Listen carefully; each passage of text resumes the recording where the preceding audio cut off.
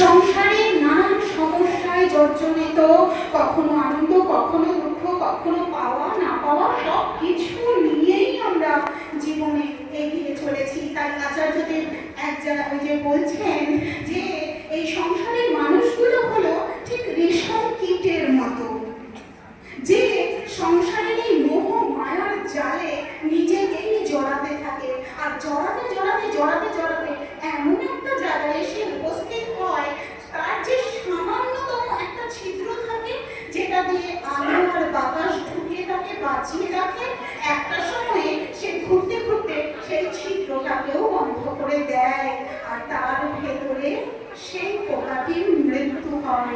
অথচ সে জানতেই পারে না যে সে সর্বোৎকৃষ্ট রেশম সুতো দিয়ে গেলেন পৃথিবীর বুকে।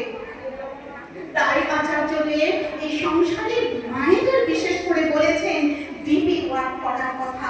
এই ডিপি ওয়ার্ক হলো আমাদের সেই আলো আর হাওয়া, যা আমাদের জীবনকে সুস্থ রাখে, সজীব রাখে, বাঁচিয়ে রাখে, ইষ্টমুখী করে।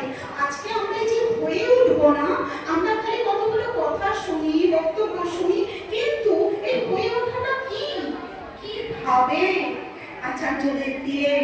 আজকের দিনের এই ব্যস্ততায় জানেন বসে ধ্যান করার সময় নেই, গিয়ে যাজন করবে কারোর বাড়িতে 2 ঘন্টা বসবে সেই সময় নেই, তাহলে ঠাকুরমুখী চলনে উন্নতির পথে এবং দীক্ষা গ্রহণ করে আমরা যে বলি দক্ষ হয়ে উঠি এবং একটা কাপড়ও যে ফিরেতে পরিণত হয় ঠাকুরকে ধরে, সেটা বাস্তবে কি করে সম্ভব?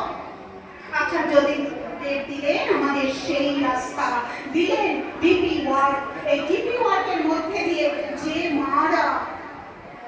মারা খুব উঠায় থাকেন, আমি এটা বলবো, এটা বলা কি ঠিক হবে, আমি কি এটা করবো, আমি কি আদৌ এটা করতে পারবো, এই যে বিভিন্ন সংশয়, বিভিন্ন দিক থেকে জর্জরিত হয়ে যাওয়া মায়েরা আজকে যখন ডিপি ওয়ার্ক করছেন, ঠাকুরকে ধরে